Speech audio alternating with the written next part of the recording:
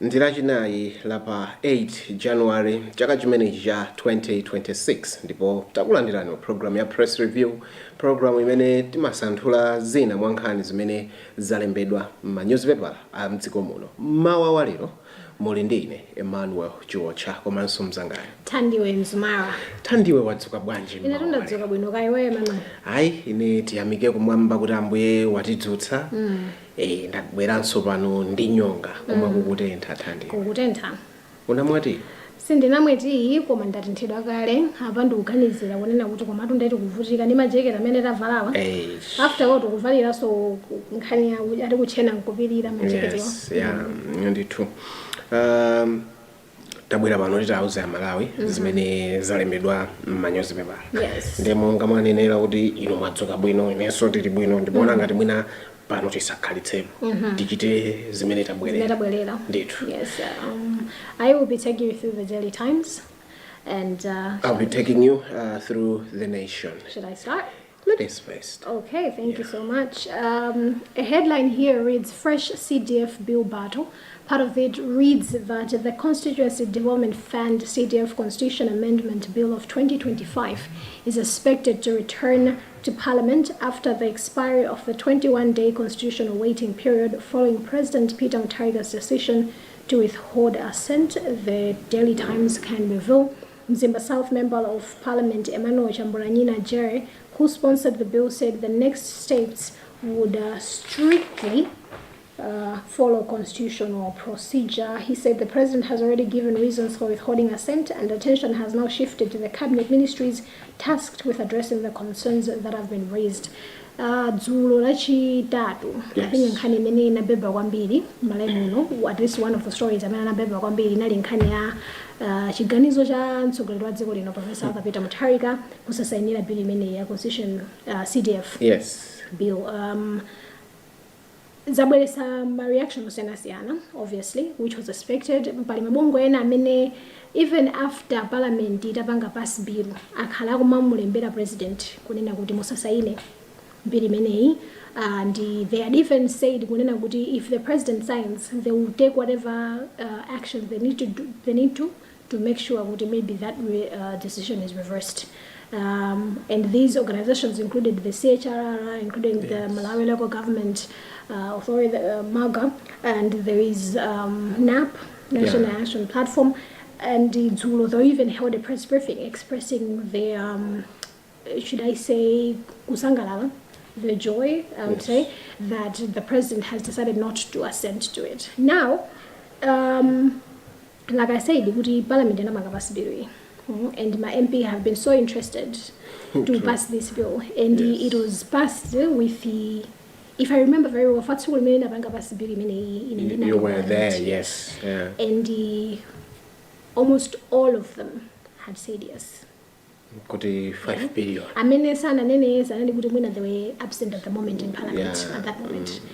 Now, I mean, Anna would would say is Chamburanyina Jele, I mean, Anna issue, and right now he's saying good bill you able to in the next sitting. Chifotisinanga president has withheld assent. It's not that he has said I would not sign this. He has withheld it, and the Abanga direct Ministry of Justice, Commercial Ministry of Finance to fix certain issues. Meaning, kunena kuti Chamburanyina Jele, he is saying kunena kuti akamai balesa some parliament ibwera with the different, I would say, guidelines. Yes. I'm going to use that word. Imene afanane ndizi mene a president akufuna.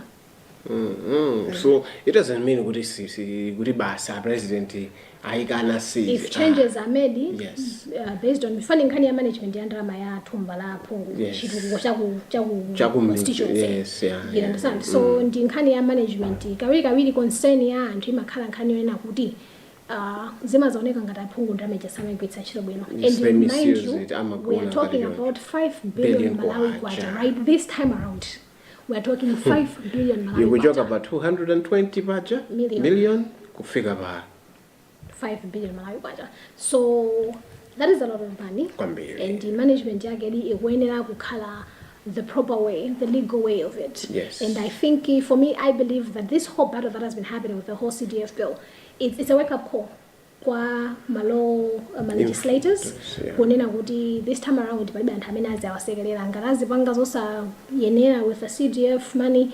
That's also going to be a problem. Yes, Chimwendo takes case to Supreme Court.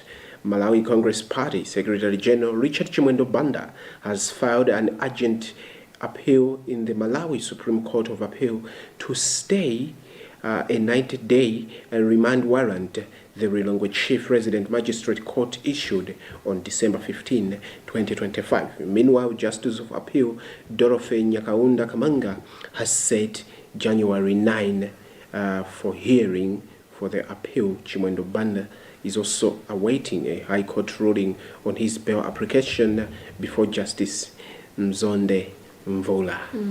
And tomorrow is the 9th of January. Tomorrow it's what's going to happen. Yes. So Chimwendo adagali manja mwa police. Yes. Amayembekezera kuti mwina atuluka the festive season sizinachitike mpaka na here we are. So let us put zili ku court timona ngati mwina tisalankhule kwambiri tidikire mawa ziende bwanji. Yes, we'll see how tomorrow goes, and that is in Luntha, I believe. Yes. A story here on the second page of the Daily Times. The headline reads, Area 25 robbery case ruling January 13th. Part of it reads that the Lilongwe Senior Resident Magistrate Court is on January 13th, 2026, expected to make its ruling on whether 3 people who are answering several counts of aggravated robbery have a case to answer.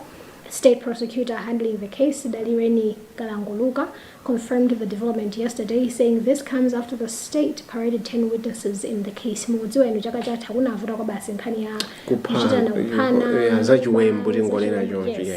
25. Yeah. Now, by 13 January, next week Tuesday. Yes.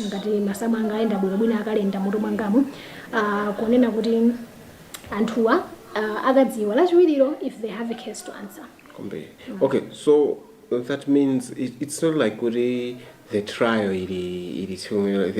akangodziwa mlandu wao whether. Yes. Okay, you know how everyone is innocent until proven guilty. Yes.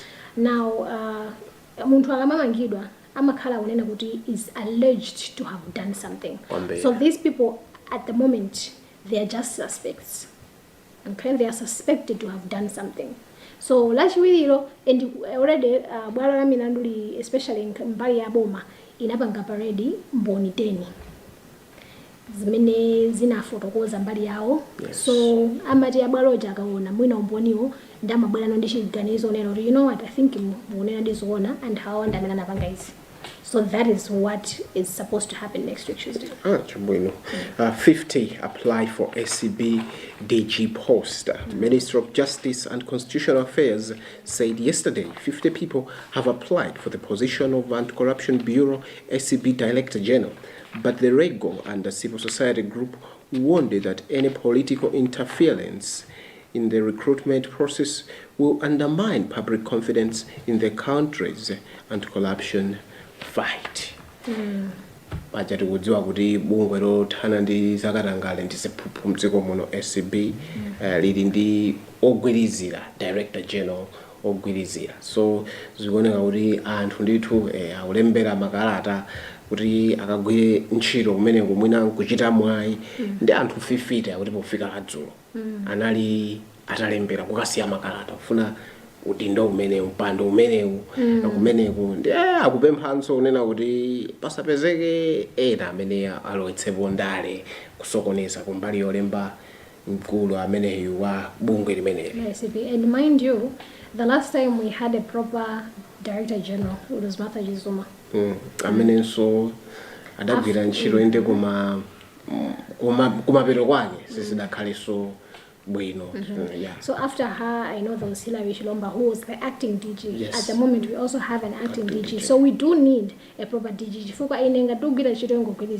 I might not put much more effort into the job that I'm supposed to do in comparison to how I would if I actually had the permanent job. Everyone has to look at me to say, do your job. So I hope I'm moving on to business. A headline here is budget talks open amid debt pressure. And part of the story reads, Finance and Economic Planning and Decentralization Minister Joseph Mwanamveka will open the 2026 pre-budget consultations in Lilongwe tomorrow, formally launching preparations for the next national budget. The consultations are meant to collect views from stakeholders before the budget is finalized and presented to Parliament. Kuyambira mawa lachisanu unduna wa zachuma uyenera kukhala ndi ma consultations kapena kuti mikumano ndi mbali zokhudzira pa issue ya budget. This is a norm, zimachitika ndithu all the time. Mbali zokhudzira zimene yoti zikepo mlomo wawo. And so zikuyamba ili ku Lilongwe kuno mawa, and then next week there is Mzuzu and Luntha as well. Pali nkhani yopatsa akuti new year old habits. Ndipo pali zithunzi za anthu amene akugulitsa malonda imene ndi bridge ya Lilongwe. Pa bridge ya Nyuwanija mphepetemo. Sosakhala bwino. Since kamenewo ndipo sizumaoneka bwino. Ameya komanso city council taesetsani anthu andithu tapezere bwina kowayika tikachita malonda awo. I'll take one more. Is that on the business? Because we are rushing against time. Yes, so we need to move one. with times. I think. Yes, I think we go straight to business. Yes, so you take one business. I've already taken a business story. Okay. Malawi's recovery hinges on reforms. Donors want reform beyond next political cycle. Okay, some of the country's long-term development partners says Malawi recovery will depend on the government's ability to push through reforms beyond the next political cycle. In a joint policy priority for Malawi recovery, notes that the United Nations, African Union Development Bank, and the World Bank observed that the newly International Monetary Fund (IMF) program could only help anchor the reforms whose past efforts have not stalled before delivering results, weakening prospects for sustained growth, economic transformation, and poverty reduction. Okay. Oh no, I've already done so business. We go straight to... We can go to arts and culture. Arts and culture, okay. I will take one on arts and culture. Headline here is Onesimus brings name encounter. Part of the story reads, award-winning musician Onesimus, better known as African Bata, opens his 2026 music schedule with a combat against his former name Armstrong. This is a tussle of the musician's current and former name, and the activity is dubbed Armstrong versus Onesimus, the never-ending battle. I like this. I don't know if you've been following Onesimus on Facebook and I think other social media platforms. On the 28th of February, yes, could be ICC. Armstrong versus Onesimus, the never-ending battle. And already, honestly, how he has been handling, especially publicizing about this, has made me interested in it. To say, okay, this should be interesting. And mind you, this is going to be my supporting artist. It's just going to be Armstrong versus Onesimus. Yeah. And already there's even a Facebook page that has been created in Armstrong's name. Them two pages have been throwing shade at each other. And it's so funny to see because we know at the back of our mind, this is the same person throwing shade at themselves. Yeah. It's... At best, I would like to brand it as creativity, at best. It's creativity and and I'm not a fan of Masho Wambiri, but this one and it was okay. Yes, because who do you support, Armstrong or Onesimus? Myself, I will support Armstrong. Okay. Yes, I Armstrong. understand. You understand why? What is the reason behind? What do you think? I feel like most oldies like Armstrong. Yeah. I'm an oldie too, but honestly, personally, I prefer Onesimus. I used to vibe to Armstrong songs then, but I think now I vibe to Onesimus' music more than I did Armstrong's. So, but yeah. It's interesting, and I've been saying, they really believe Antoina ena sakuzindikira ndi munthu mmodzi. Mind you, also the pictures ukaona, he definitely looks different now. Actually, moyo umasintha. Of course. God is good. God is good all the time. Matumbi eyes Julie TV series. Okay. Nkhani yake kuti Matumbi akuganiza ndithu zopanga Matumbi ndi woyimba, so adaimbako nyimbo Julie part 1 part 2, so tikuona apapa akunena kuti apo anga feature amayi Kaliati kapena tinene kuti Akwene. So Julie is one of the song mmene amalankhulira zichewa zake zinthu zimene amayika mu nyimbo zimakhala zoseketsa zosangalatsa. So I'm yet to see kuti kodi Matumbi wabwera ndi zotani, and also to hear Zaka TV series iko. And mind you, it's been a minute since Matumbi actually. Kwambiri. I think Yana Sia guy pakati hapo wanangoti he wasn't featuring much in songs. Yes. And now it's interesting. Yeah, kwambiri. And it's part of creativity. Kwambiri. We're going to the back page of newspapers. That's with the local sports. Part of the story, rather the headline here, reads Tied to Flames. Subheadline, Farm downplays Pasua's Dynamo's links. Part of it reads Football Association for Malawi FAM has downplayed reports linking Malawi national football team coach Kalisto Pasua with a vacant job at Dynamo's FC in his native Zimbabwe. Pasua, who has a running contract with FAM until January next year, is reportedly a prime target for Dynamos ahead of the new season. MAFCO summoned prayers after topping Chad on cautions. Okay, MAFCO goalkeeper. I think the story is on a page. It should be.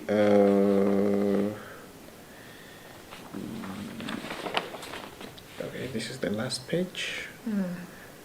I can't see the story. It's on page what? But then, okay, someone prayers after topping Chad on the cautions, and the MAFCO goalkeeper is shown a yellow card during the previous match. Okay, I think the story, it should be it's actually this one. Okay, MAFCO FC have said they have settled to learn about being the most indisciplined team in the field of a 2025 TNM Super League. Actually, team ya Sirigai, ndimembeleza kuti they will be more disciplined compared with others, but then kumba kunena kuti ndi timu imene kuoneka kuti mchaka chimenechi mu TNM Super League zakhalidwe. It's even here in the Daily Times, Army team's top worst disciplinary record. So it's not MAFCO alone, even Kamuzu Barracks. They had the worst disciplinary record. So, okay, I could be wrong. Okay, but I think that this could also come in if I don't know. These are trained soldiers. Yes. So I'm going to use that word because I think if I was Odila, knew how to. Yeah. I feel like because of anyhow because I know because of Uyaba. You understand? Yeah. You understand? I feel it's not supposed to be like that. Yes. Obviously, because like you said, you would expect them to be more disciplined. Yes. If their training also comes with discipline. Just because in the Sirigali doesn't mean that's not how it works. Yes. You look at the fact that the Indian soldiers command and also so sometimes I think you forget yourself. You don't treat yourself you're treating yourself as a footballer at that point. Yes. But it's really sad, and I hope they sit down and work on it. It's not a good reputation to have to say and for example yeah, it doesn't work like that. Sure. International sports, it's literally just about AFCON here. Ahmed Stars as AFCON holders is into last 8. Algeria strike late to beat DRC. Ivorian attack looking potent. Izinso ndinkhani zathu zimene tinali nazo tsiku lero mu newspaper zathu za The Nation komanso The Daily Times. Mutha kupeza news ya The Nation pa mtengo wa 3,000 pamene The Daily Times at 4,000 kwacha yakwera. As expected actually. Yeah. So I think the Nation sinakwere still at 3,000. No, because I know it's going to come. Okay. Obviously. But let us wait and see. In order towards Malawi kuti anali pamenepo ife tinangosanthulapo zina mwankhani zimene zinali newspaper zimene zalembedwa akafuna kumva zambiri atha kutsatira ndithu timakhala ndi ma news updates komanso news at 7:30 in the evening. Also on our social media platforms. That's on Facebook and on YouTube. Community Makandi to remember updates and also posting several programs. Yes. Tisanapite kukumbutsana kunjako kulikolera, let us practice hygiene. Kufuna kupewa matenda amenewa. Tsiku lero munalindi. Yes, kusamba manja. Kujaja chotentha. Cover food. Wash the fruits, wash them. It's the basic things, really. Yeah, koma ndikumbukira ndimakonda izi nthawi nakatili ku secondary. Kungochola bango muntengo kuti mvula yatsuka kale, kolera wagona. Tisatero. Yes, komanso ana akamapita ku school, at least let us make sure kuti mwina tayikira madzi mkabotolo, athoka samba home cooked food. It's very, very good. Tichokepo pano. Timthokoze pamakina. Henry Malunga. Ahento. Kuti yagwira ntchito yopambana kuti ife tioneke pano. Ndithu. Kuchokera kwa ine Thandile Mzumara komanso Mzangayi. Emmanuel Chucha. Tingotipitizani kuona maprogram otsatira pano pa kanema wa Luntha. Tsiku lopambana.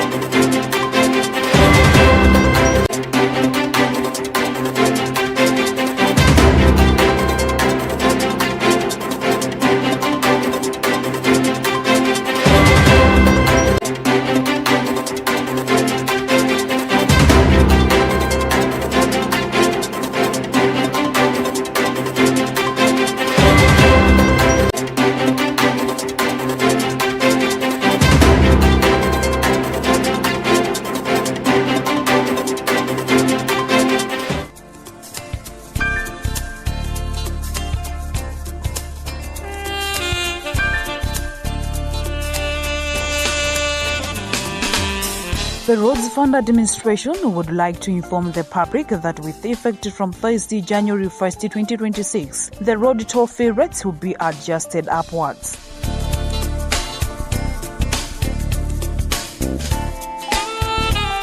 The new tariff, which would be applicable for both Chinganito Plaza and Kalinyike